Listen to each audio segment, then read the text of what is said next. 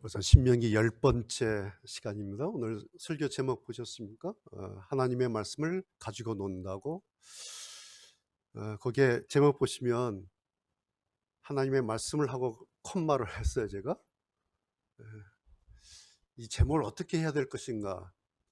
여러분 구분이 되세요? 하나님의 말씀을 가지고 논다고? 라고 할 때 하나님의 말씀을 가지고 논다고? 이거 하고 하나님의 말씀을 가지고 논다고? 같아요. 달라요, 어감이.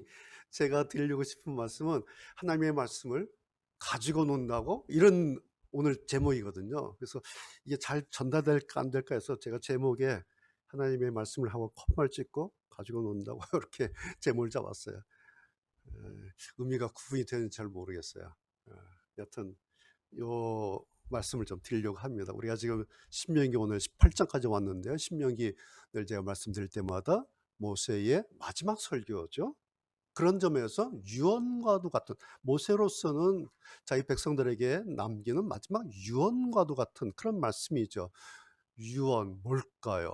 부모님이 마지막에 자녀들에게 만약 유언을 남기신다면 그 의미가 뭘까요? 얘들아, 절대 이것만큼은 읽지 마. 내가 많은 말 하지 않겠어. 이거 하나만은 꼭 이 아비의 마음이야. 이 어미의 말이니까 이거 하나 잊지 마. 이게 유언이잖아요.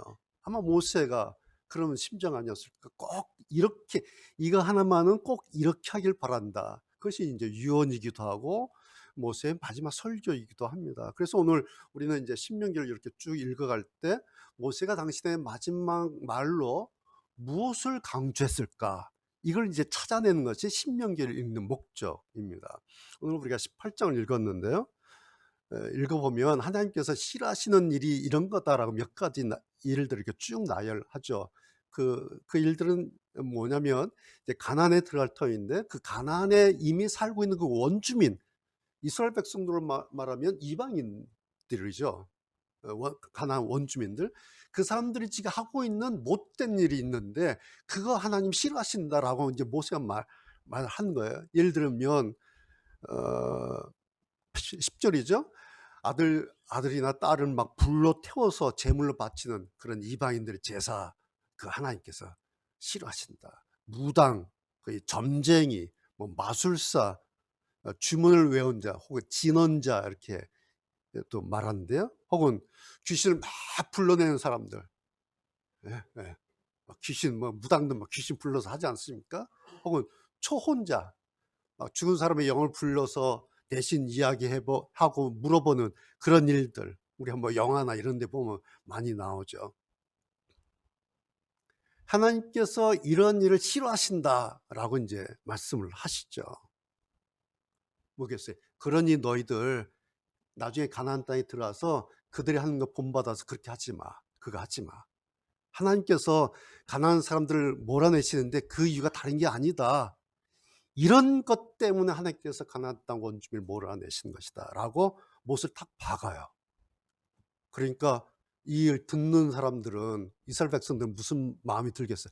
아, 저거 하나만 안 하면 되겠구나. 하나님께서 저거는 싫어하는구나. 그래, 저런 거 하지 말아야지. 아마 그런 마음을 가졌겠지 않습니까?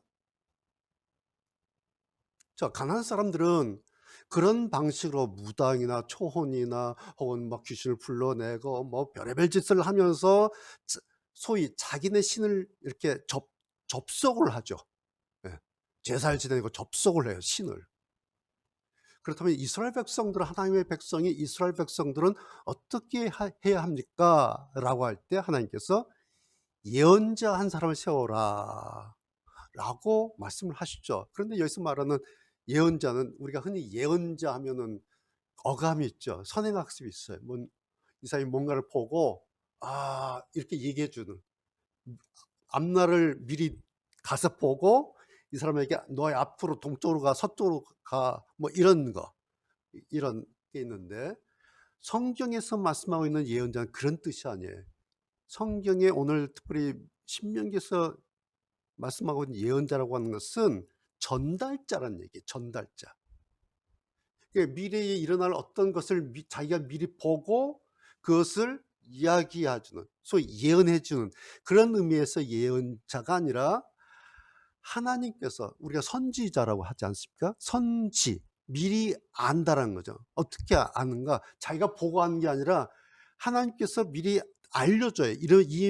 이사야야 이 말을 전해라라고 내용을 알려주세요. 그래서 그것을 미리 전해 듣습니다. 그래서 하나님께서 이렇게 이걸 원하시는구나 알게 된 거죠. 그것을 백성들 앞에 다음날 어젯밤에 여호와께서 나에게 말씀하시기를 라고, 어젯밤에 여호와께서 자기에게 말씀하신 것을 전해주는 거예요. 전달자예요. 이것을 우리가 예언자, 선지자 그렇게 말합니다. 그러니까 이것은 그 사람의 실력이 아니에요. 그 사람의 영역이 아니에요. 단지 전달자예요.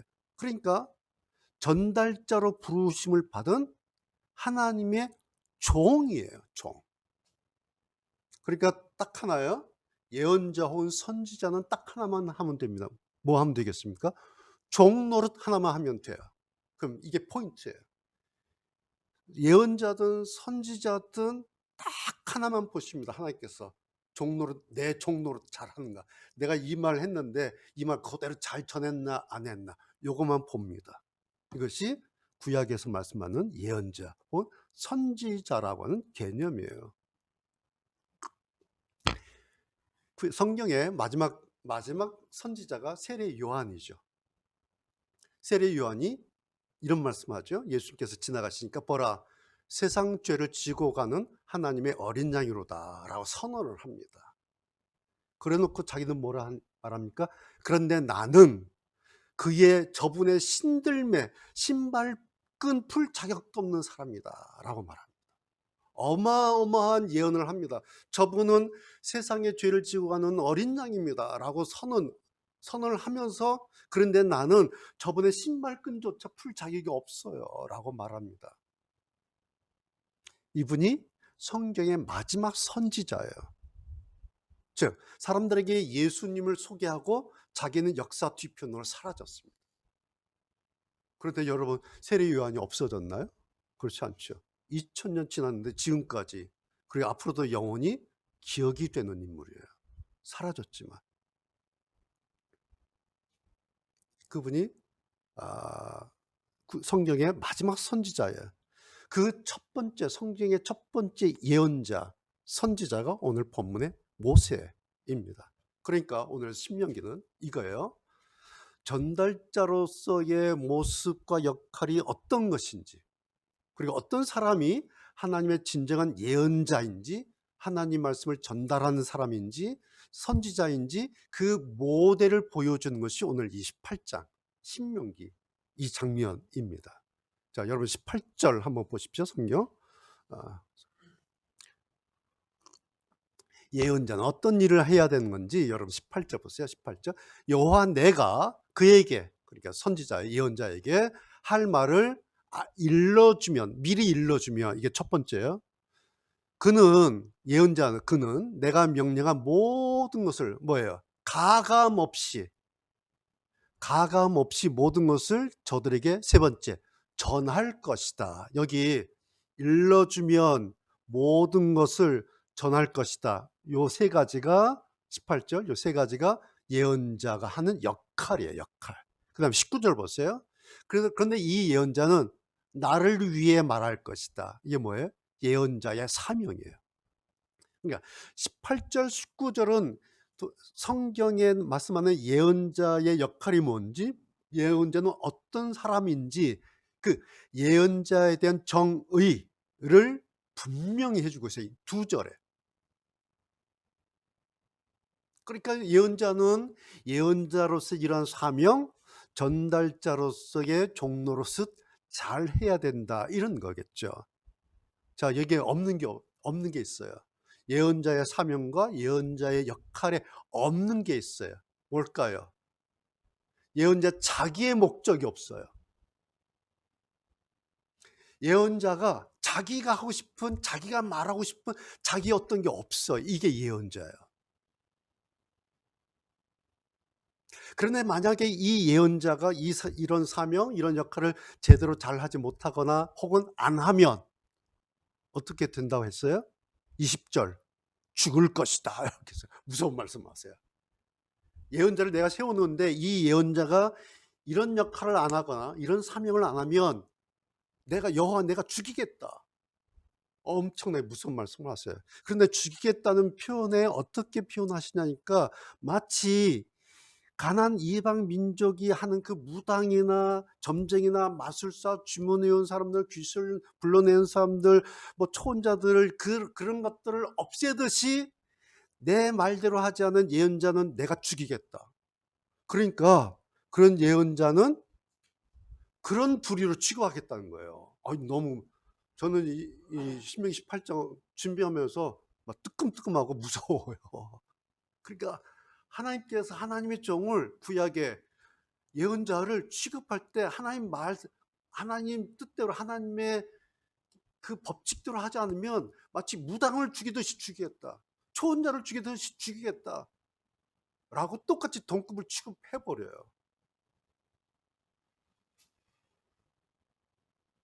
그 이유가 뭘까요? 하나님께서 예언자를 부르셨는데 예언자를 죽이겠다 말씀하셨는데 그 이유가 있을 거 아니에요. 20절. 첫 번째 이거예요. 내가 일러주지 않은 말을 했기 때문에 죽이겠다는 거예요. 내가 일러주지도 않았는데 자기가 멋대로 말하는 거예요. 내가 용서치 않겠다. 그런 뜻이에요. 그래서 내가 그런 예언자는 내가 아웃시킨다. 22절. 그게 뭔가 그 예언자는 자기 생각을 주제넘게 말한 것이다. 이런 말. 내가 일러주지 않은 말을 했는데 그게 무슨 말이냐? 자기 생각을 주제넘게 말한 것이다. 무슨 의미겠어요? 하나님 말씀에 이 예언자가 자기 말을 섞어서 물타기 했다는 거예요. 그러니까 하나님 말씀 여호와께서 이렇게 나에게 말씀하셨습니다 해놓고 거기에 슬쩍 MSG를 뿌리는 거예요. 그래서 섞어요.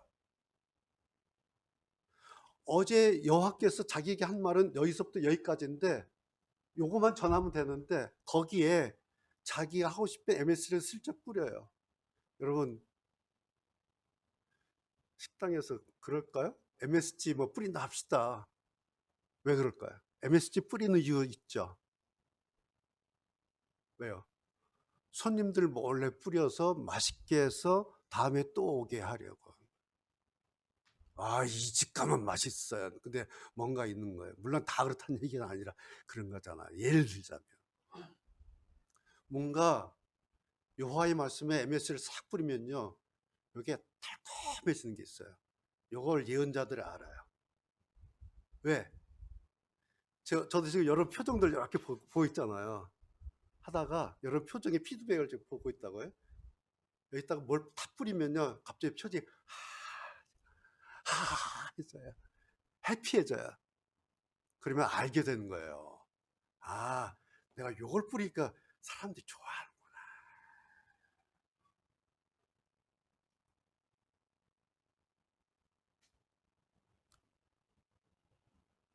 이렇게 하는 것을 신하 성경 해석학에서는 아이소게시스다. 띄워주세요. 네, 첫 번째 아이소게시스 첨가 해석이라 그렇게 했어요. 네. 그러니까 이 아이소게시스 첨가 해석이라는 것은 무슨 의미냐니까 하나님 말씀에 설교자의 자기 생각이나 자기의 어떤 목적을 슬쩍 집어넣어요. 그래서 이것이 본문의 뜻입니다. 이것이 하나님의 말씀이다라고 이렇게 이야기를 해버려요. 이건 뭐냐면 설교자가 하나님 말씀 위에 올라타는 거예요. 그래서 제가 신학교에서 설교 실습, 설교학을 가르칠 때 이 부분 엄청나게 강조 많이 하고 이제 학생들 설교 실습시켜요. 그럼 이 부분 제가 막 아주 난타를 해버려요. 성경 어디 그런 말이 있냐고. 그게 이제 아이소게시스라는 거예요. 그런데 아까 말씀드린 것처럼 청중들은 정작 하나님의 그 말씀보다는 더 강력하고 더 재밌고 감동적인 설교의 그 MSG에 환호를 해요. 그래서 나중에 우리 목사님 최고야 라고는 말하는데 이런 말을 안 해요. 하나님의 말씀이 그런 거구나 이런 말은 안 해요. 딱 이 얘기해. 우리 목사님 최고야. 우리 목사님 설교 최고야, 최고야. 더 들을 것도 없어. 이런 게 뭐냐면 설교자가 교회 강단을 하나님 말씀의 강단이 아니라 설교자 자기의 무대로 삼는 것입니다. 그러면 한 가지 일어나지 않는 일들이 있어요. 그 13절이에요. 13절 보였어요? 13절 같은 일이 일어나지 않아요. 성경 보시죠. 네. 여러분은 하나님 여호와 앞에서 흠 없이 사시오. 이게 안 일어나요. 네. 우리가 하나님 앞에 흠 없이 살려고 애를 써야 되는데 이런 일이 안 일어나요. 그러면서 자기 교회 자랑만 하고 다녀요. 그런데 그런 사람 부럽지 않아요. 그런 사람 나도 저 사람 닮고 싶다 그런 마음 들지 않아요. 우리가 MSG 안 좋아하잖아요. 이런 거예요. 그러면은 이렇게 아이소게시스 첨가 해석하지 않고 자기 생각을 플러스하지 않으려면 어떻게 하는가? 두 번째 아까 다시 띄워주세요. 거의 엑세게시스라고 나오죠. 두 번째 주석한다고 여러분 많이 들어보셨죠? 주석한다. 엑세게시스 끄집어낸다라는 그런 거예요.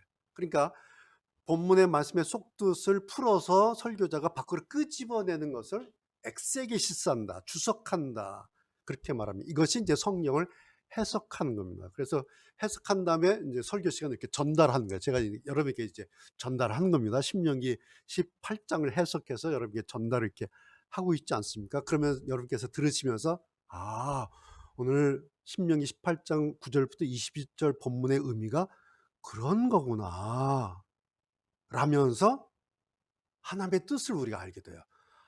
하나님께서 이거 원하시고 이거 싫어하시는구나. 이거 하면 안 되겠다라고 하나님의 뜻을 알게 되지 않습니까? 이것을 우리가 흔히 하나님의 메시지다 이렇게 얘기를 해요.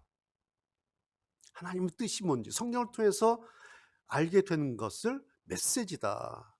그럼 알게 됐잖아요. 하나님께서 이거 원하시고 이걸 싫어하시는 걸 알게 되면 그 다음 반응이 뭐예요? 그럼 나는 어떻게 하지? 소위 어플리케이션 적용한다 그러죠. 하나님 말씀 메시지 앞에 나는 어떻게 할 것인가 라고 반응한 것 적용이라고 말하죠. 그러니까 한편의 설교라고 하는 것은 해석부터 시작해서 나는 어떻게 하지? 라고 적용하기까지가 끝나야 비로소 오늘 설교 한 편이 끝나요. 제가 이제 조금 후에 제 설교가 끝난다 해서 설교가 끝나는 게 아니라 이제 마지막 여러분이 그 마지막 어떤 여운을 가지고 그럼 오늘 말씀 들었는데 난 어떻게 하지? 라고 그렇게 살아가는 그것이 설교의 한 편이다라는 말씀입니다. 자, 그렇다면 제가 이제 예언자에 대해서 혹은 설교자에 대한 입장을 말씀을 드렸지 않습니까? 그렇다면 예언 혹은 즉 하나님의 말씀 꺼주세요. 하나님의 말씀을 전달하는 것이나 설교는 단지 예언자나 설교자만의 몫인가라는 거예요. 19절 오늘 영상이 바빠요. 19절 한번 띄워주세요. 19절 보세요. 이 예언자는 나를 위해 말할 것이다. 그가 말할 때 듣지 않는 사람은 내가 벌을 줄 것이다. 예언자에 대해서도 얘기하고 청중, 듣는 사람에 대해서 얘기하고 있죠. 그러니까 말씀을 전달하는 것이나 설교는 예언자나 설교자만의 몫이 아니다라는 거죠. 청중에게도 공동의 책임을 하나님께서 물으신다. 그러니까 뭐예요? 저는 설교자는 저는 잘 말을 하고 잘 전해야겠죠. 그리고 청중이 여러분들은 성도 여러분들은 잘 들으셔야 하겠죠. 설교의 형식은 일방통행이에요. 그렇죠. 전 지금 30분 혼자 얘기해요. 일방통행 같아요. 그러나 결과적으로는 일방통행이 아니어야 한다는 거예요. 설교자와 청중이 하나님의 말씀과 설교의 그 내용에 반응을 해야 된다라는 것이죠. 그러니까 제가 지금 혼자서 지금 설교를 하고 있는데 말하고 있지 않습니까? 저는 지금 뭘 하냐니까 설교하는 행위를 하고 있어요. 말하는 행위를 지금 하고 있는 거예요. 여러분 지금 뭐 하고 계세요? 듣는 행위를 하고 계세요. 그렇죠. 같이 하고 있는 거예요. 저는 말하는 행위, 여러분은 듣는 행위. 그래서 말하고 듣고 해서 여러모가 저하고 계속 오고 가고 있어요. 이것이 동시에 서로 간에 일어나야 한다라는 거예요. 그래서 청중이 설교자를 맡는다. 제가 정리한 게 세 번째 띄워 주실래요? 네, 보시죠. 청중이 설교자를 맡는다. 그런데 나쁜 청중은 나쁜 설교자를 맡는다. 반면에 좋은 청중이 좋은 설교자를 맡는다. 이거예요. 제가 10년 전에도 신명기 설교했어요. 그때 설교와 지금 설교가 완전히 달라요. 왠지 아세요? 청중이 다르기 때문에. 10년 전 저의 청중하고 지금의 청중 완전히 달라요. 그래서 제 설교 자체가 달라요. 10년 전 똑같은 신명기를 했는데 그거하고 다른 설교를 하고 있어요. 왜냐하면 청중이 다르기 때문에 그렇습니다. 여러분이 저를 좋은 설교자 만드시려면 좋은 청중이 되시면 돼요. 저를 나쁜 설교자 만드시는 방법 딱 하나 있어요. 나쁜 청중이 되면 됩니다. 이런 게 설교라는 거예요. 서로 상호 간에 작동되는 것입니다. 네, 좋아요. 제가 신학교 교수 있을 때 이제 신학교 그때 5월 되면 그 신학교 그 개교 기념일이에요. 그때 이제 축제를 합니다. 외부에 나가서 뭐 기동 같은 데 가서 2박 3일 축제를 해요. 그때 이제 강사를 외부 강사 모시고 저녁에는 집회를 하는데 첫날 좀 인사를 하는데도 조금 느낌이 좀 이상한 거예요. 무슨 딴따라하기도 하고 뭐 요상해. 옷부터 시작해서 뭐 좀 이상한데 그래도 뭐 외부 강사니까 뭐 그러겠지 하고 했는데 이제 설교가 시작됐는데 들어줄 수가 없는 거예요. 얼마나 천박한지. 이건 무슨 뭐 아리랑 고개 넘어가는 것도 아니고 뭐 뭔 말을 하는데 성경하고 전혀 관계없는 도대체가 싸구려도 이런 싸구려가 없는 거예요. 도저히 들을 수가 없는 거예요. 참을 수가 없어서 교수들 학장들 딱 앉아 있는데 제가 일어나서 나갔어요. 5분 만에. 도저히 거기 그 자리에 앉아 있을 수가 없는 거예요. 그래서 나가서 이제 그때가 한 7시 정도 된 거예요. 5월에 저녁에 기도는 얼마나 좋아요. 이제 산책하는 거예요. 저는 혼자서 돌아다니면서 너무너무 좋은 거예요. 예? 뭐 집회 끝나고 이제 내려가 보니까 뭐 다들 막 학생들이고 교수들이 막 시룩시룩하고 막 난리가 난 거예요. 그래서 긴급 교수회를 소집했어요. 도대체 누가 이런 강사 모셔왔냐, 초빙했냐부터 시작해서 이제 검색을 막 한 거예요. 도대체 이 인간이 어떤 인간이냐. 그때 뭐 별의별 인간이야 이게. 그래서 쫓아냈어요. 첫날 그냥 그 강사 내일부터 오지 마 당신. 그래서 그럼 어떻게 하냐, 강사 없는데 우리 교수 4사람이 돌아가면서 하자. 그래서 새벽 설교, 저녁 설교해서 돌아가면서 했어요. 그래서 더 좋았어요. 왜냐니까 교수들이 설교 준비 안 했잖아요, 집회. 근데 뭐 하겠어요? 자기가 제일 잘하는 거, 원색적인 복음 설교 막 하는 거예요. 너무너무 좋았어요. 이제 집회 끝나고 다음 주에 개강돼서 제가 수업 시간에 제가 이 얘기를 했어요. 학생들 여러분 왜 그 자리에 앉아 있었냐 그랬어요. 자기들도 막 죽겠다는 거야. 당신은 왜 거기 앉아 있었냐. 뭐라 한지 아세요? 교수님, 저희가 어떻게 일어날 수 있냐는 거예요. 교수님이야, 교수니까 나갈 수 있지만 우리 학생이 어떻게 나갈 수 있어요 그러더라고요. 이해가 돼요. 근데 여러분 이런 게 교인들의 약점이에요. 이게 교인들의 비겁함이에요. 이것이 신자들의 용기가 없는 거예요. 여러분 이런 걸 순종이라 생각하세요? 이게 순수하다 생각하세요? 아니에요. 이런 거는 무기력함이에요. 왠지 아세요? 그런 말씀 앞에 있으면 내 영혼이 죽는 걸 알아야 돼요. 내 영혼이 막 갉아먹히는 것을 알아야 돼요. 그럼 내가 내 영혼을 지켜줘야 돼요. 뭐 악화가 양화를 구축한다 그러지 않습니까? 이러면서 한국 교회가 막 점점 병들어 갔어요, 사실은. 제가 학교에 있으면요, 신학생들이 막 상담을 많이 해와요. 왜 자기 교회에서는 하지 못한 얘기들 막 해요. 교수님, 우리 담임 목사님이 7계명을 범했습니다. 아세요? 10계명 7번째 간음을 한 거예요. 불륜 저질러서 온 교인들이 다 알아버린 거예요. 어떻게 합니까? 교회를 어떻게 해야 됩니까? 제가 이런 얘기하다가 마지막 저의 매번 결론 이런 거예요.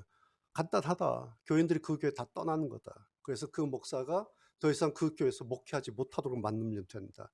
그러면 목사는 적어도 양심 있는 목사는 교회가 없어지고 하면 갈 데가 어디 있어요. 목사는 기도원 가요. 가서 회개해요. 그래서 다시 기회를 얻을 수 있게 돼요. 그런데 교인들이 그렇게 하지 못하면 막아요. 막는 거예요. 왜? 같이 버텨주면.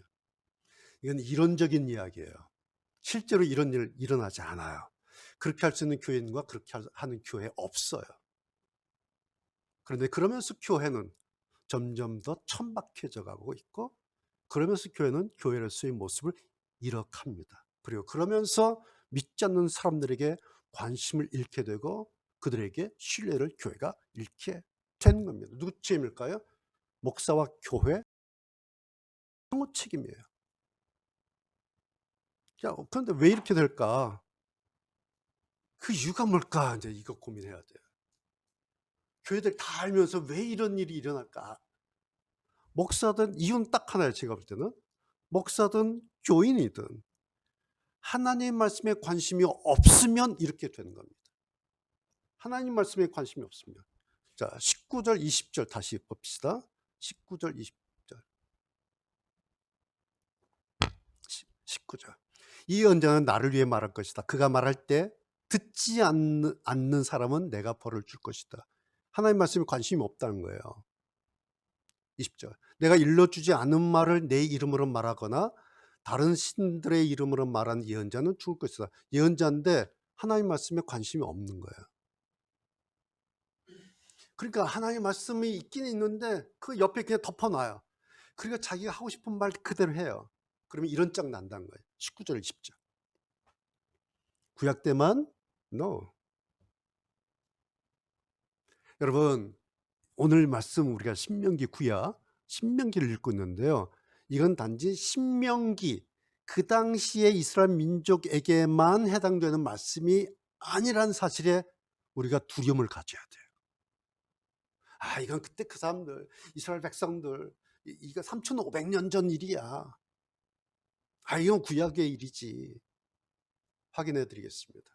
요한계시록 22장 띄워주세요.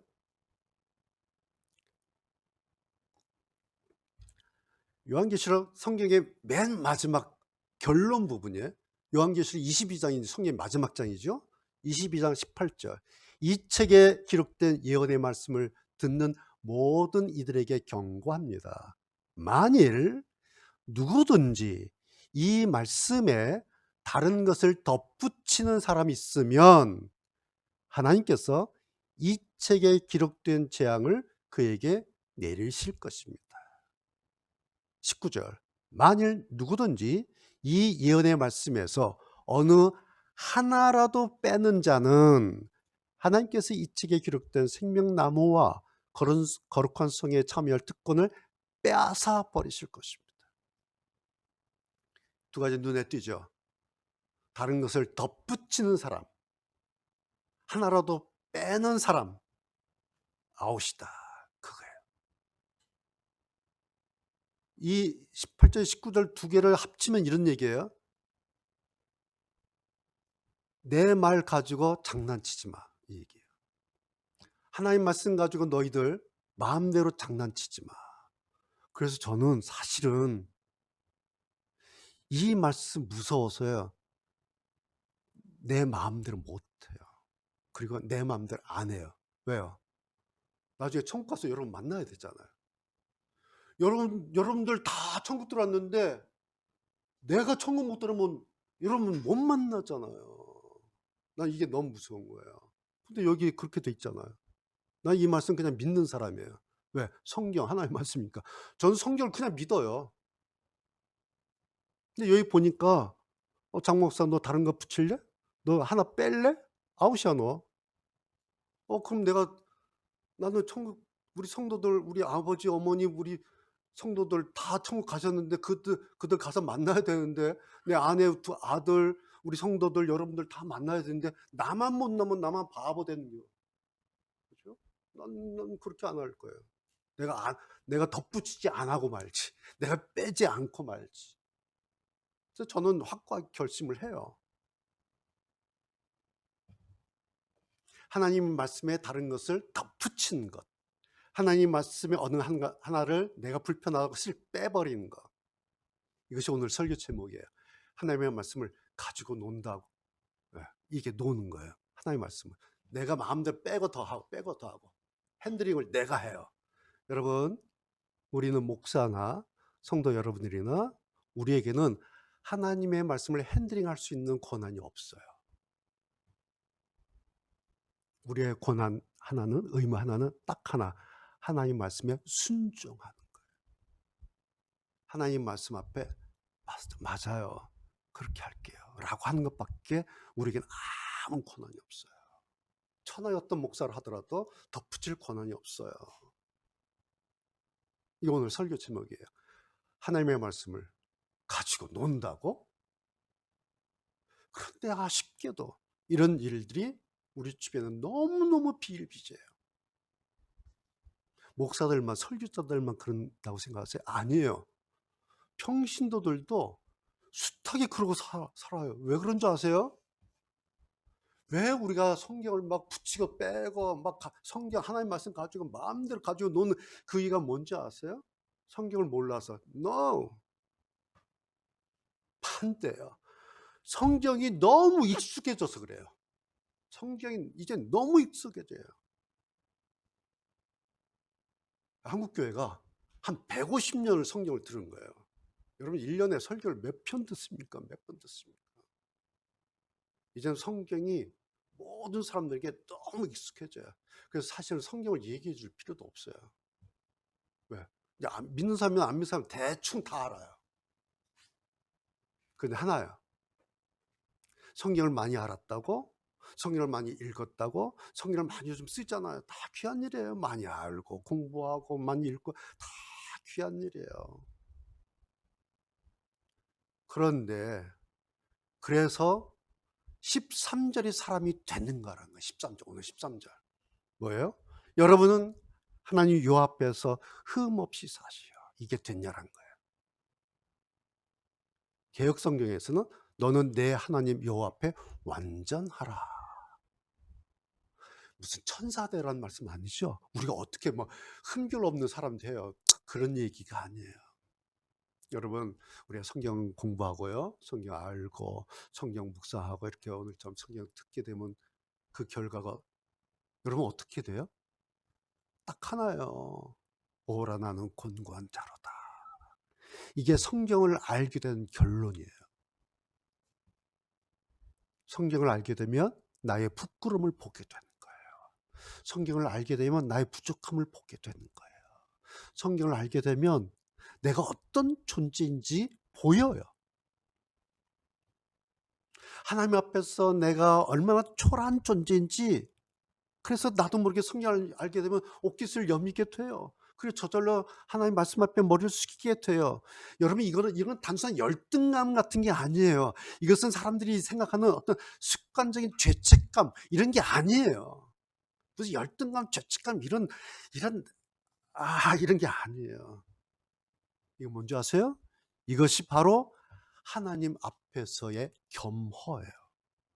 정직한 겸손함이에요. 이것이. 하나님 말씀할 때 내가 참 초라한 존재구나. 하나님 말 들을 때마다 많이 부끄럽고 찔리고 내가 이거밖에 안 되는구나. 이것이 정직한 겸손이다. 하나님 앞에서의 겸허예요. 이것을 다윗은 한마디로 정리를 했어요. 상한 심령이다 이렇게 얘기했어요. 이것이.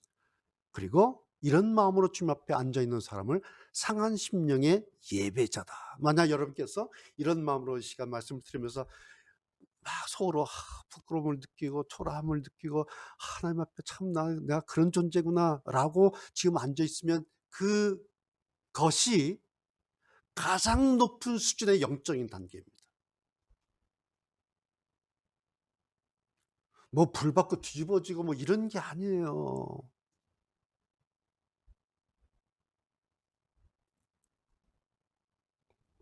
이런 것이 신앙인의 멋진 향기라는 거예요. 그래서 그런 사람에게는 무언가 신앙에 어떤 매력이 있는 거예요. '아 저 사람 저게 뭐야? 저거 뭐지?'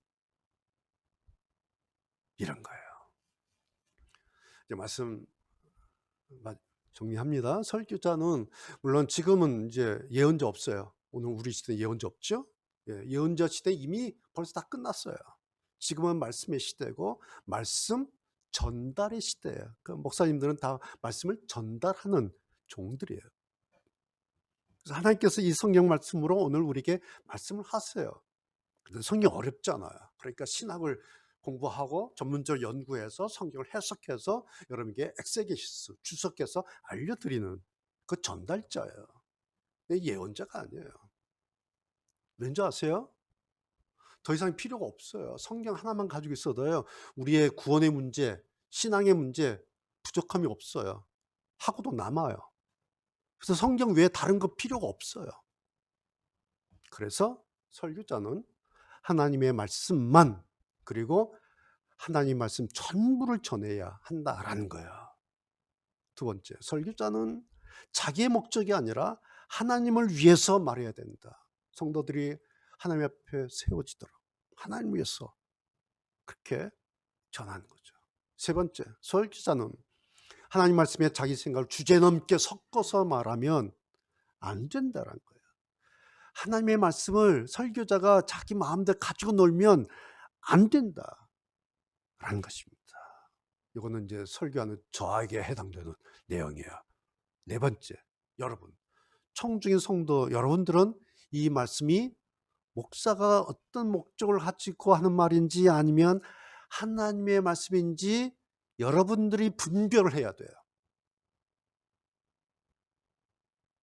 오늘 내가 설교를 듣고 있는데 이 설교 안에 목사님이 MSG를 친 건지 아니면 오늘 성경에 있는 저 말씀인지를 여러분이 분별을 해야 돼요.